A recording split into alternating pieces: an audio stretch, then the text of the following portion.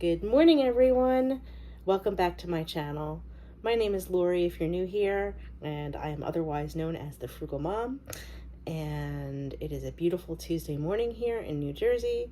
I'm going to be presenting the first of many Crocktober recipes in my collaboration with Candance Brewer. This morning I'm going to be making a ground chicken meatloaf in my 7-quart crock pot. So without further ado, let's get started.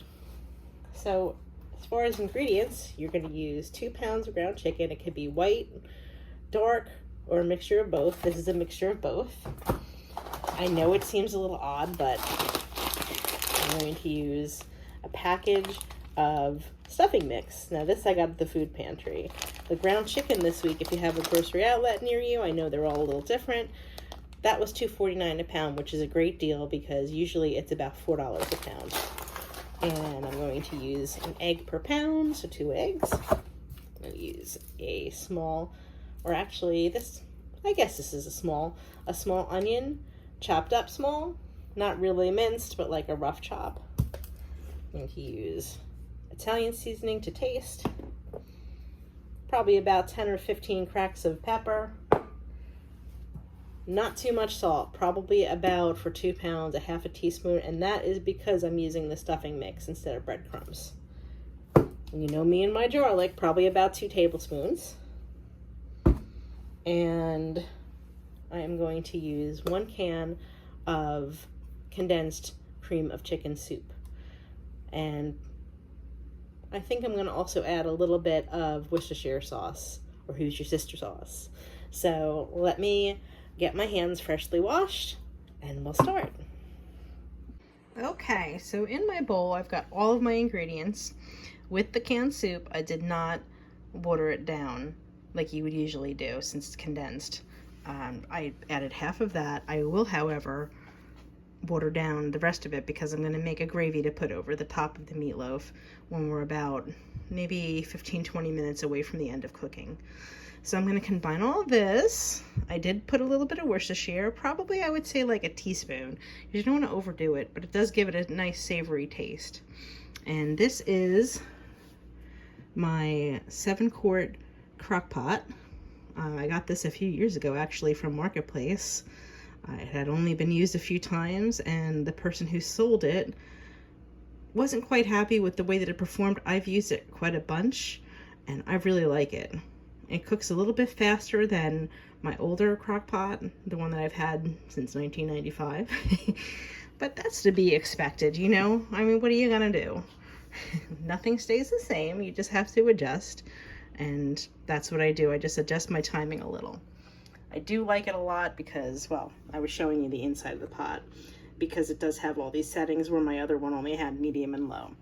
Anywho, getting back to the inside of the crock pot. So you're going to line your crock pot with some tin foil so nothing sticks to the bottom, and you're going to spray it with cooking spray, Pam, or whatever you have. And if you don't have cooking spray, you can always use butter or a little bit of whatever cooking oil you have. All right. I am going to mix this up, but I did want to mention before I pause this and mix it up that if you want to make this keto, you totally could. What you would do is substitute some crushed pork rinds, the unflavored type. I'm not sure if those who are following keto strictly can have any of the flavor type, but yeah, you would probably do, I would imagine, about probably for 2 pounds, I would do like 2 cups of crushed pork rinds, and that would do. The soup isn't necessarily keto. You would probably, want to make your own from scratch, and you can look that up online. There, you can make cream of chicken soup from scratch and keep it in your pantry. And sometimes I will do that from various things. It's pretty easy. But what I would do, I know that there are several recipes for keto cream of chicken mix. It's not expensive to do. I know that there's a couple of recipes that use almond flour, things of that nature. So you can look that up, and you can make a gravy if you want, or the cream of chicken mix yourself, keto style. You can always make regular cream of chicken mix. You could do it gluten-free as well. Another nice thing about this recipe, if you are gluten-free, you can use gluten-free breadcrumbs if you wanted to substitute the stuffing mix, or if you can find gluten-free stuffing mix. If I've been in a pinch, I have used regular bread for both, gluten-free and, your traditional recipes. I have toasted it and I have made breadcrumbs with that in either a food processor, or I've just crumbled it up by hand and then put it in a Ziploc bag and then crushed it up with a rolling pin, or just your fists you can use. I'm trying to think what other variations. You could use saltine crackers or Ritz crackers in place of breadcrumbs. So many options. I mean, for breadcrumbs, you'd probably want to use about a cup and a half rather. And for crackers, I would say about the same ratio, about a cup and a half, because you want to make sure that, you have that binding and action going on there. And the egg does that as well, and so does the soup mix. Another option, if you didn't want to use cream of chicken, you could also use like a gluten-free gravy mix packet if you needed to keep it gluten-free. I have never seen a keto gravy mix packet, but if there are some, you could probably do that. And I know there's gluten-free ones and I know there's regular ones, so you can do that as well. But remember, you're going to use half of the mix if you make the packets in the actual meatloaf, and you want to make sure that you let it cool down so that it doesn't curdle your eggs or anything. That's important. So I hope I haven't been confusing. If you have any questions, please ask. I always like to give you guys options just because, you could use what you have on hand.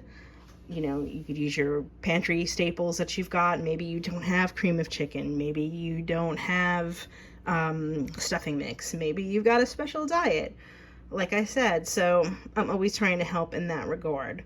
So I am going to mix this up and I'm going to put it in our crock pot, and I will show you what it looks like when we get to that step. All right, you guys of course cannot smell this, but it smells really good.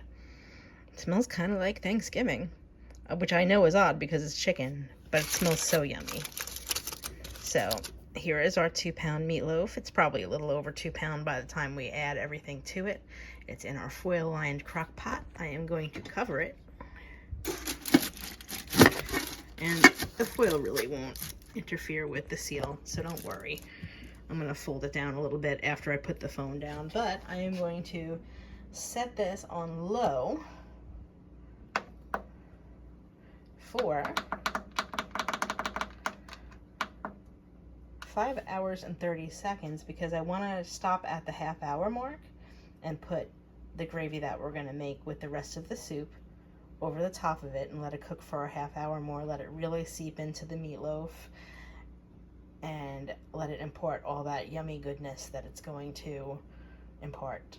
And I'm going to take the cream of mushroom and I am going to, do I have it on? Yeah, I do. Sorry, guys. And I am going to put that in the fridge so that it doesn't spoil. All right, so I'll see you in 5 hours and 30 minutes. Okay, everyone, it's been 6 hours on low. And like I told you, at the 5.5 hour mark, I opened up our crock pot and I poured our sauce over. Now what you're gonna do is you're just gonna put the rest of the cream of chicken soup in a bowl and then fill that can up halfway with water and whisk it together and just pour it over the top. It doesn't look like much, but it sure does smell delicious. I've got some sliced cauliflower in the oven that I mixed with olive oil, a little garlic powder, salt and pepper, and that's gonna roast for about 40 minutes or until it gets soft. And then I'm just gonna make some instant mashed potatoes, because part of the beauty of a crock pot meal is the simplicity of it, so why not make it a little bit easier on you. This will serve my family for about 2 nights. And let me show you the potatoes I'm gonna make. I happen to have these 2 bags, family size bags. They say that they have 8 servings in them.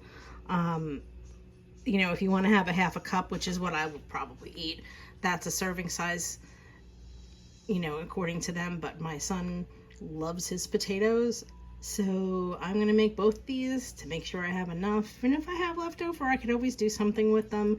make potato patties, what have you. So that's what I'm going to whip up. But I'm going to wait until a few minutes before the cauliflower comes out of the oven, and I'm going to let the meatloaf rest while the cauliflower is in the oven. So I will see you in a little bit. Okay, Matt, you ready? Yeah, I'm going to try to... Look at that yummy food. Mashed potatoes, chicken meatloaf from the crock pot, and roasted Parmesan garlic cauliflower. Garlic? Yeah. And we're eating in the living room tonight. What did you taste? I didn't see. The cauliflower? It tastes like white broccoli. Well, yeah. Alright, meatloaf.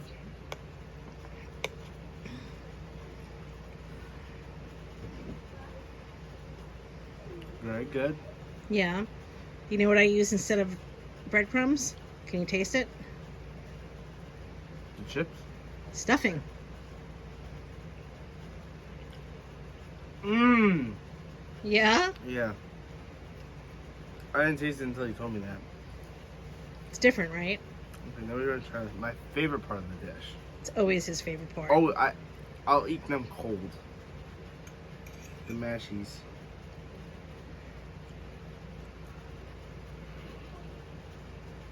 Obviously, that part's a 10 out of 10.